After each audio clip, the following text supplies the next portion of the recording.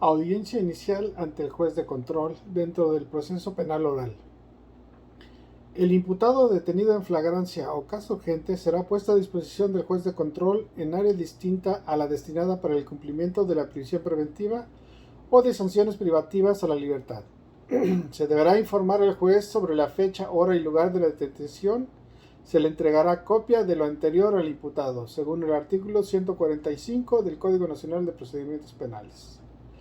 Posterior a la puesta a disposición del imputado, se deberá verificar las reglas generales de inicio de audiencia, según el artículo 308 del Código Nacional de Procedimientos Penales. El juez verificará que se encuentren todas las partes presentes en la audiencia.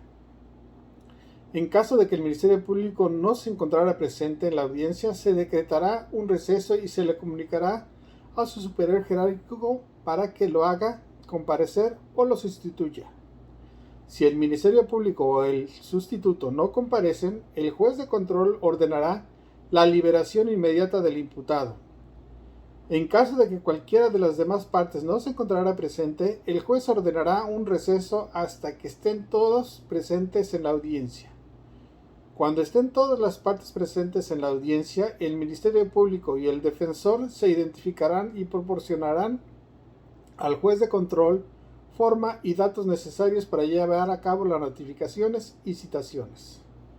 Posteriormente, el juez de control solicitará las generales al imputado y verificará que haya sido informado de sus derechos, según el artículo 307 del Código Nacional de Procedimientos Penales.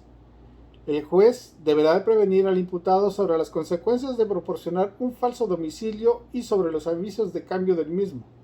Los párrafos 4 y 5 del artículo 309 del Código Nacional de Procedimientos Penales dicen que el imputado no podrá negarse a proporcionar su completa identidad, debiendo responder las preguntas que se le dirijan con respeto a esta, y se le exhortará a que se conduzca con verdad. Se le preguntará al imputado si es su deseo proporcionar sus datos en voz alta o si prefiere que estos sean anotados por separado y preservados en reserva. Además, según el artículo 168, fracción 1 del Código Nacional de Procedimientos Penales, la falsedad sobre el domicilio del imputado constituye presunción de fuga. Si el imputado no fue informado o no comprendió sus derechos con anterioridad, el juez de control deberá dar a conocer dichos derechos y asegurarse de que el imputado los comprendió como lo ordena el artículo 307 del Código Nacional de Procedimientos Penales. Los derechos del imputado están establecidos en el artículo 13 del Código Nacional de Procedimientos Penales. El Ministerio Público, a solicitud del juez de control, deberá justificar las razones de la detención del imputado. Al respecto, el juez de control concederá el uso de la palabra al defensor, para que en su caso exponga sus argumentos respecto a la detención. El juez de control califica la detención, examinará el cumplimiento del plazo constitucional de la retención y los requisitos de procedibilidad. Si el juez de control califica y ratifica como legal la detención del imputado, deberá dar uso de la palabra al Ministerio Público para que éste, a su vez, solicite la formulación de la imputación de conformidad con los artículos 310 y 311 del Código Nacional de Procedimientos Penales. Si el juez de control no califica de legal la detención, deberá decretar la libertad del imputado, según el artículo 308 del Código Nacional de Procedimientos Penales. Posterior al decreto de libertad del imputado, el Ministerio Público podrá solicitar al juez de control una orden de aprehensión o que cite al imputado para formular la imputación por economía procesal. Existe la posibilidad de que en la misma audiencia el Ministerio Público solicite la citación para formular la imputación, de conformidad con el artículo 310 del Código Nacional de Procedimientos Penales. En el caso de que el imputado es citado para que le sea formulada su imputación y éste comparezca, se deberá atener a las generales de la audiencia, explicadas con anterioridad. Desde que el juez de control declara la apertura de la audiencia, verifica la presencia de las partes y solicita los datos de las mismas.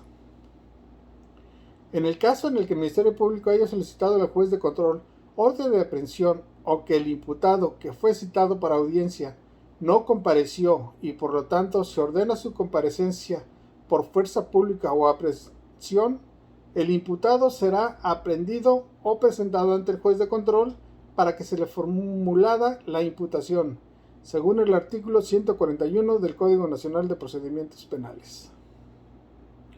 Una vez que el imputado está presente en la audiencia inicial por haberse ordenado su comparecencia, por haberse ejecutado en su contra una orden de prisión o ratificado de legal la detención y después de haber verificado el juez de control que el imputado conoce sus derechos fundamentales dentro del procedimiento penal o en su caso después de habérselos dados a conocer, se ofrecerá la palabra al agente del Ministerio Público. El juez de control deberá exhortar al imputado que ponga atención y concederá el uso de la voz al Ministerio Público, según el artículo 311 del Código Nacional de Procedimientos Penales. El Ministerio Público entonces deberá formular la imputación. El artículo 309 del Código Nacional de Procedimientos Penales establece que la formulación de la imputación es la comunicación que el Ministerio Público efectúa al imputado en presencia del juez de control de que desarrolla una investigación en su contra respecto de uno o más hechos que la ley señala como delito.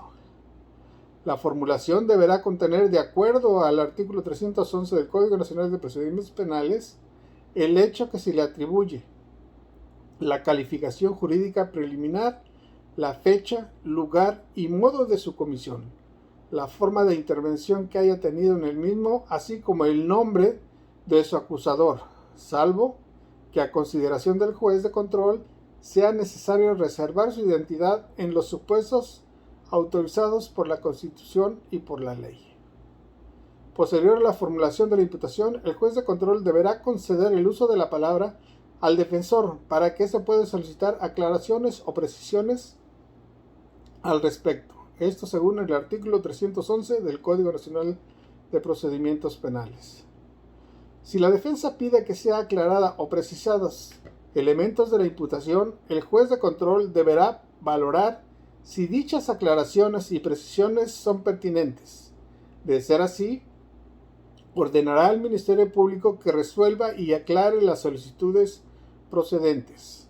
En caso de que la defensa no haya solicitado aclaraciones o estas no hayan sido procedentes o que las aclaraciones solicitadas por la defensa hayan sido aclaradas por el Ministerio Público, el juez de control procederá a verificar si el imputado entiende la imputación. Esto según el artículo 312 del Código Nacional de Procedimientos Penales. En caso de que el imputado no haya entendido la imputación, el juez de control se asegurará de que el Ministerio Público aclare las dudas al imputado. Una vez que sea claro que el imputado entiende la imputación, el juez de control preguntará al imputado si desea rendir su declaración e informar las consecuencias.